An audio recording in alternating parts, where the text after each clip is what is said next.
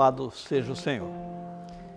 Senhor, nós te louvamos, nós te glorificamos pela oportunidade que o Senhor está nos dando de nós estarmos aqui, ó Deus, para prestar culto a Ti. Queremos, ó Deus, colocar nas Tuas mãos as nossas vidas e pedir que o Senhor, através do Teu Espírito, possa tocar nos nossos corações, em todo o nosso ser, para aprendermos um pouco mais de Ti, para que possamos, ó Deus, seguir a nossa caminhada em Cristo Jesus, até, ó Deus amado, o fim dos tempos e por toda a eternidade. Oramos agradecidos no nome de Jesus. Amém. Nós vamos abrir as nossas Bíblias no livro de Lucas. Vamos deixar o capítulo 14, vamos para o capítulo 23, do 33 ao 38. Depois nós citaremos esses outros textos. E chegaram ao lugar chamado Caveira, ali o crucificaram, e os malfeitores, um à direita e outro à esquerda, diziam a Jesus,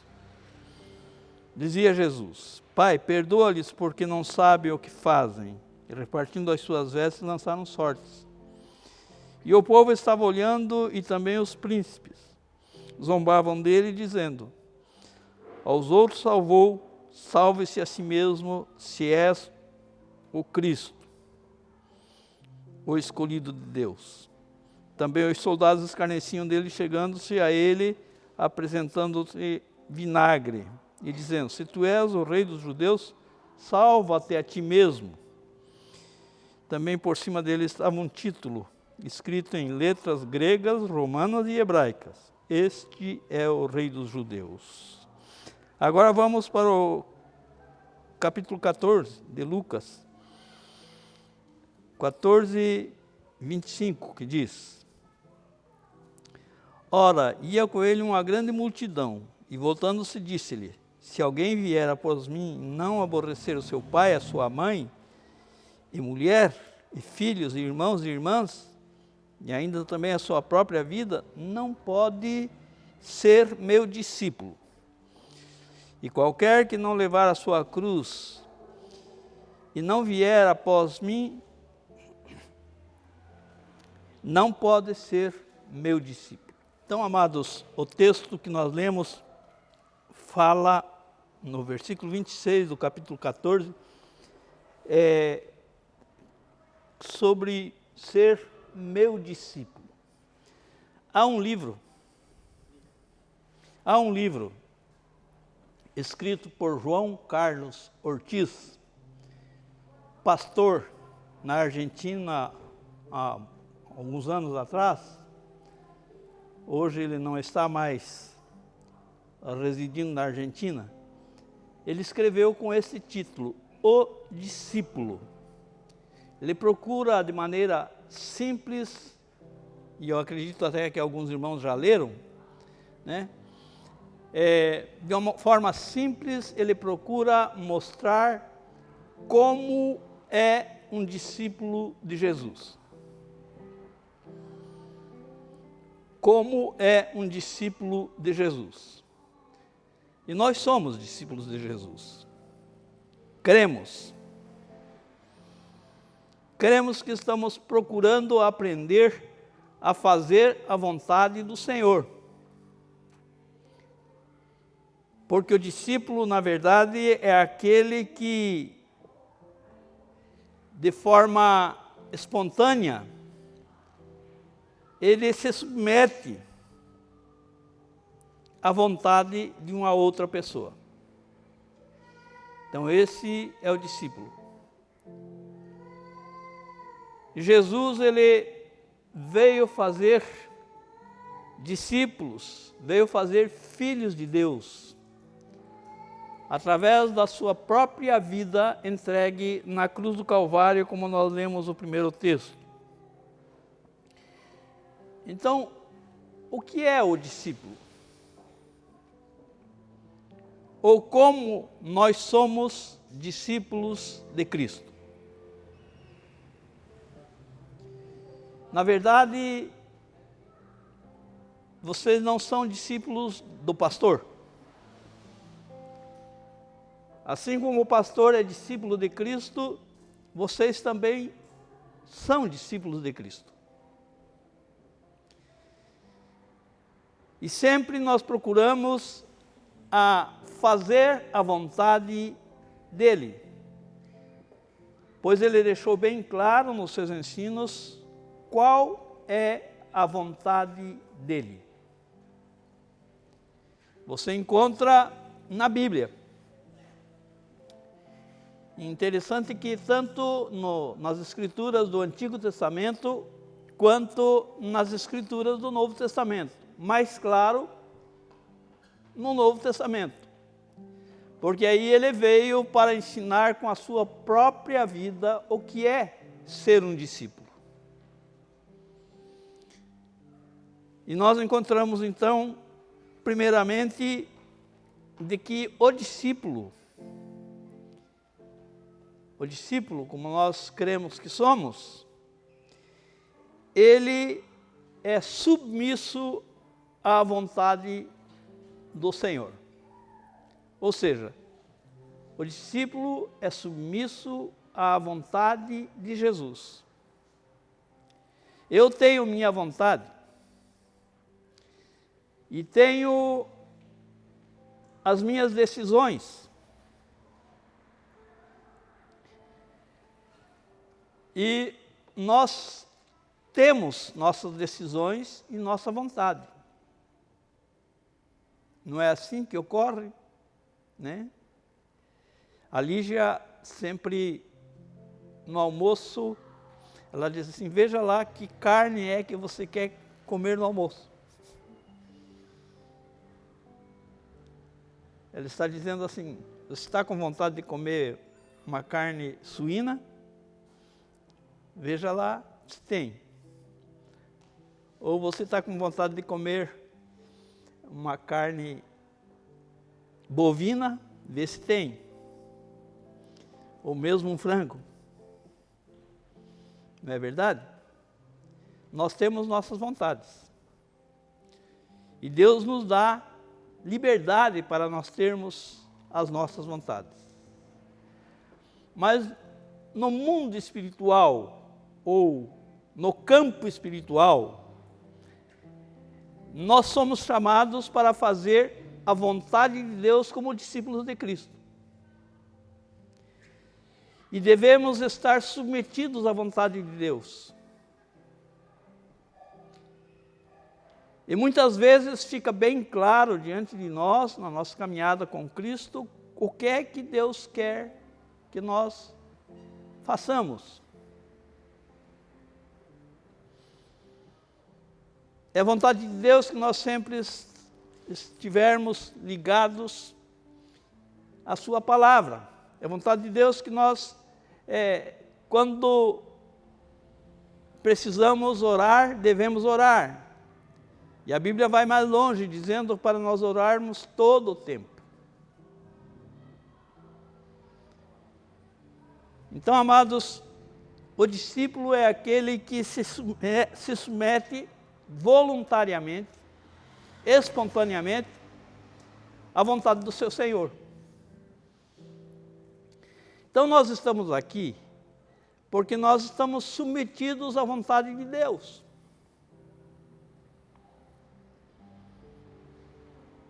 Você, através da tua fé, quando abraçou a fé salvadora em Cristo Jesus,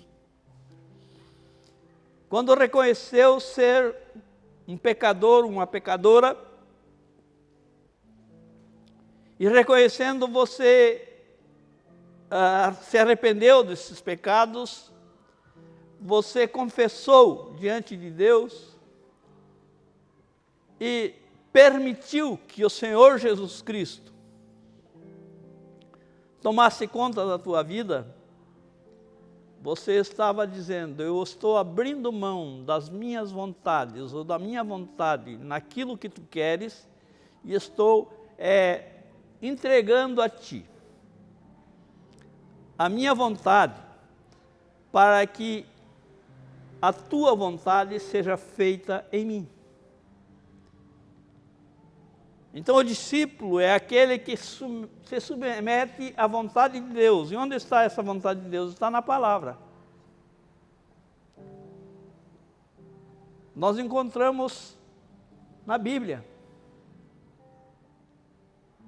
Há uma polêmica surgida através de um pastor que declarou que a Bíblia precisava ser refeita.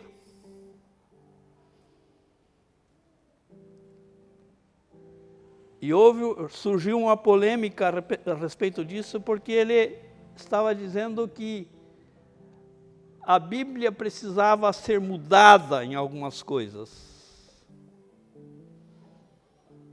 O que não é verdade. A palavra do Senhor, ela foi dita e Deus não volta atrás da sua palavra. Ela precisa ser interpretada e até contextualizada, em certo sentido.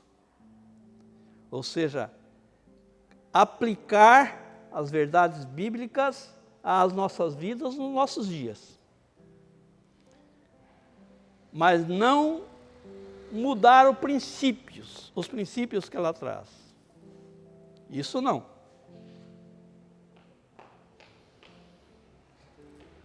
Nada de mudar a Bíblia por causa dos nossos costumes, dos nossos atos. O que a Bíblia propõe é ser nossas vidas mudadas pela palavra de Deus.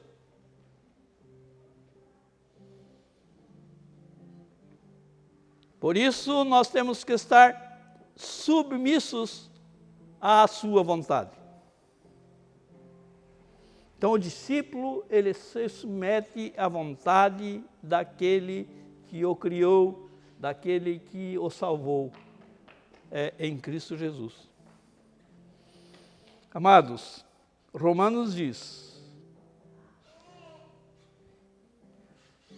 no capítulo 10, versículo 3, porquanto, não conhecendo a justiça de Deus e procurando estabelecer a sua própria justiça, não se sujeitaram à justiça de Deus. Deus é justo, nós sabemos disso. E Ele ama aquele que ama a sua justiça.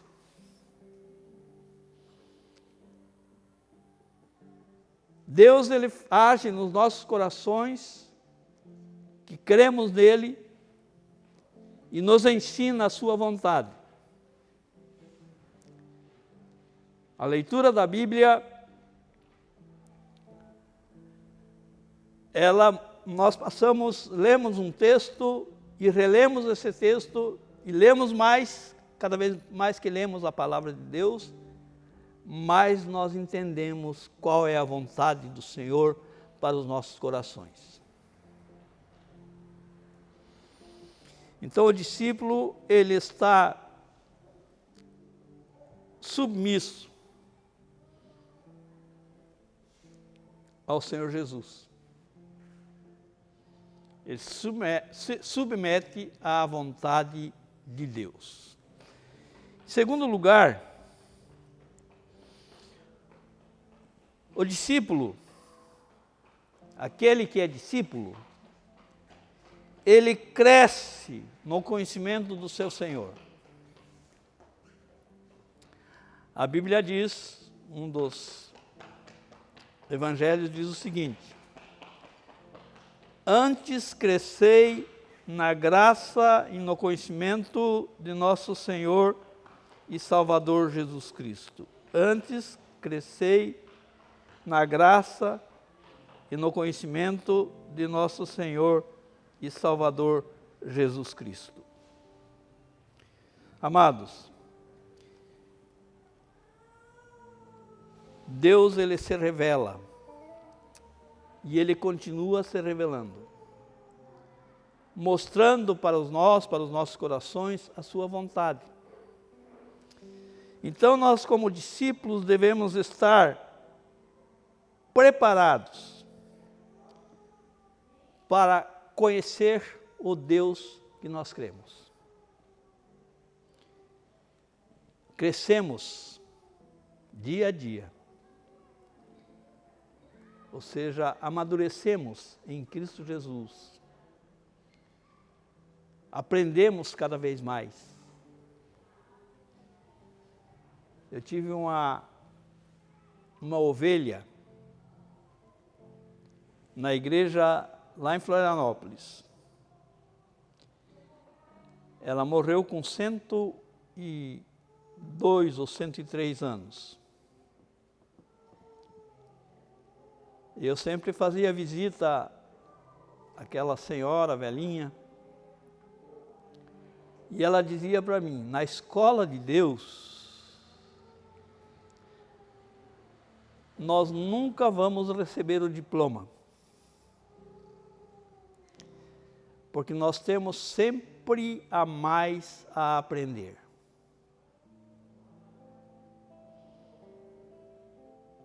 Sempre aprender mais. E a verdade é que hoje em dia os estudos demonstram de que o conhecimento ele é muito vasto. E ainda que a gente aprenda muita coisa, ainda há coisas a se aprender. E assim é na palavra de Deus. Nós aprendemos muita coisa na palavra, mas sempre há mais para se aprender. E aprendendo a palavra de Deus, nós então crescemos na graça e no conhecimento de nosso Senhor e Salvador Jesus Cristo. Então, amados, o discípulo é aquele que cresce na graça e no conhecimento do Senhor.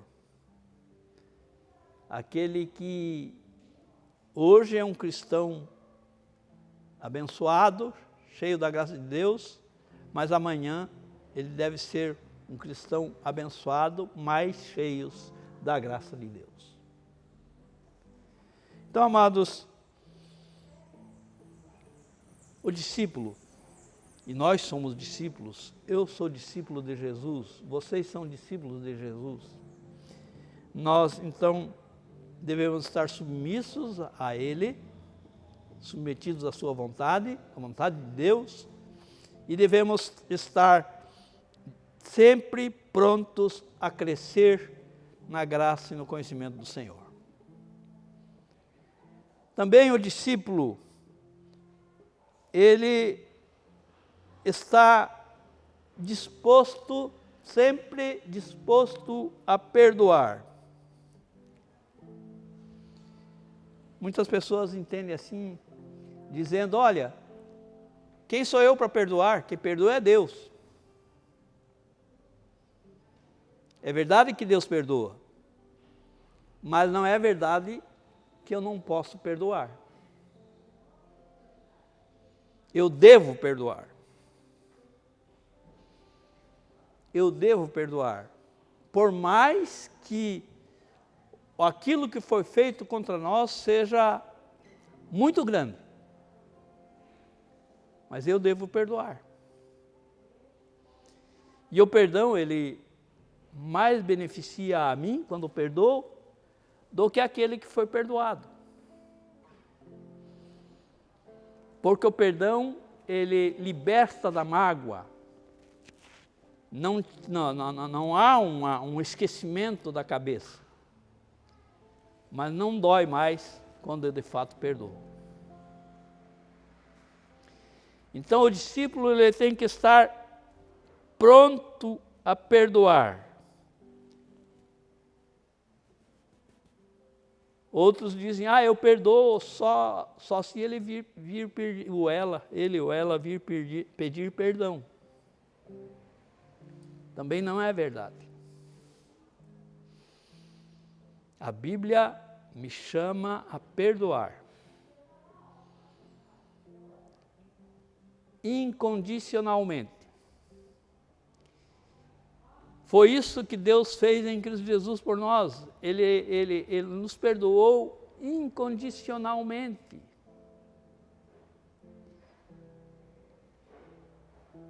Ele não veio olhando, não, você merece ou você não merece, porque não é por merecimento, é por graça, é grátis, é o amor de Deus revelado. Por mais que a pessoa seja muito pecadora, ela arrependida, ela é perdoada pelo Senhor. Por isso que nós vemos, às vezes, uma pessoa boa não tendo a graça de Deus no seu coração. Porque não é pela bondade, mas é pela misericórdia. É claro que depois há a transformação. Quando é perdoado e crê em Jesus, a sua vida se transforma. Nós não precisamos mudar a palavra de Deus e nem devemos mudar a palavra de Deus. Nós precisamos é que a palavra de Deus nos mude, nos transforme, nos coloque na posição de perdoados, purificados pelo sangue de Jesus. Então nós vemos também pessoas que às vezes são terríveis,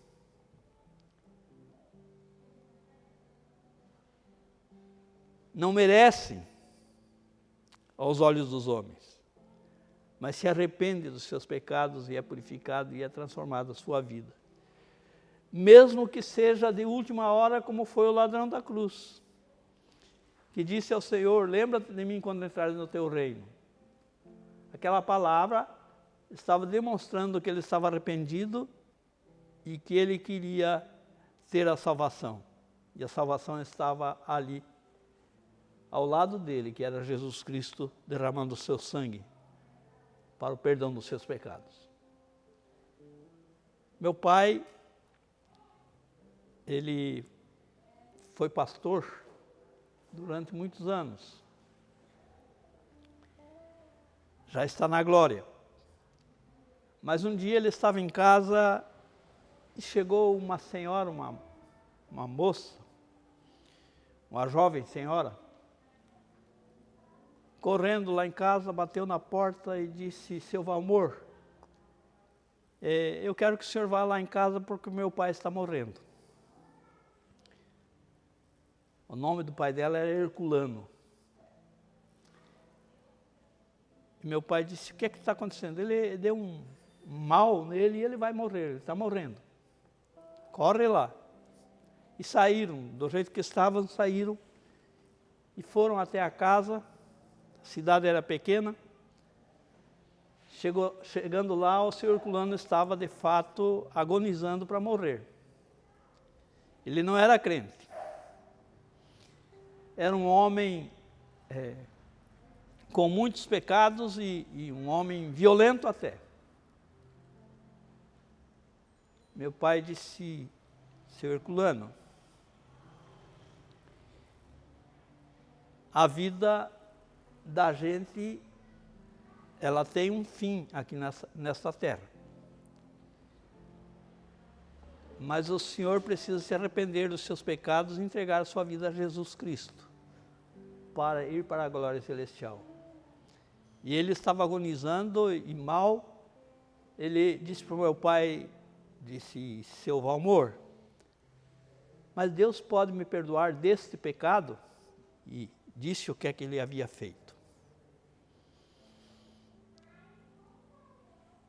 Ele disse, pode. Se você se arrepender, ele perdoa em Cristo Jesus. E deste outro. E a família se assustou com os pecados que ele confessou, que nem a família sabia. Todos os pecados ele colocou ali. Meu pai disse, Deus pode. Ele disse, então, eu me arrependo de tudo isso que eu fiz e entrego minha vida a Jesus. Naquele momento, aquela dor, aquela agonia que ele estava ali, passou para um semblante alegre, feliz, vitorioso. E ele partiu para a glória. Então, amados irmãos, o perdão, ele é algo de suma importância na vontade de Deus. E até Pedro, quando Jesus disse falou sobre o perdão, ele disse, mas quantas vezes? 7 vezes? E achou que estava falando uma grande coisa. 7 vezes. Ele disse, não, Pedro, é 70. 70 vezes 7. Ou seja, você não precisa fazer a conta de quanto você deve perdoar. Você deve perdoar. Era o que o Senhor Jesus estava ensinando ali àqueles irmãos. Interessante que o perdão na Bíblia não é uma sugestão. Você deve perdoar. Minha sugestão é que você perdoe. É uma ordem. Você deve perdoar. Você tem que perdoar.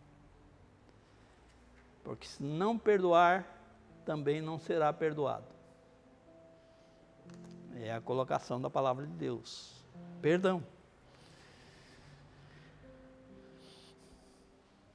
Em Mateus capítulo 6, versículo 14 diz, porque se perdoardes aos homens as suas ofensas, também o vosso Pai Celestial vos perdoará a vós. Se porém não perdoardes aos homens e as suas ofensas, também vosso Pai vos não perdoará as vossas ofensas. Ele condicionou aqui a você perdoar para receber perdão também. Então, amados, o apóstolo Paulo também ensinou em Colossenses, dizendo, suportando-vos uns aos outros e perdoando-vos uns aos outros. Se alguém tiver queixa contra o outro, assim como Cristo vos perdoou, assim fazei vós também. Então, nós devemos de exercitar, uma questão difícil muitas vezes para algumas pessoas, mas é uma questão de exercício da fé. Você precisa aprender a perdoar. Se você tem dificuldade de perdoar, e muitas vezes isso leva às lágrimas, quando alguém nos ofende, mas nós devemos ter no nosso coração, como discípulos de Cristo, devemos ter no nosso coração um espírito de perdão. Perdoar aqueles que nos ofendem. É isso que ensina a palavra de Deus. E para finalizar a mensagem de hoje, eu gostaria de dizer a vocês que as características de um discípulo é, primeiro, estar submisso a Deus, submissão a Deus. Segundo, crescer na graça e no conhecimento do Senhor. E terceiro, exercitar o perdão. Então, se nós estamos fazendo ou agindo na conformidade dessas três características, nós estamos sendo discípulos do Senhor e estamos no caminho correto do ensino da palavra de Deus. Porque Deus é amor e Ele nos amou incondicionalmente.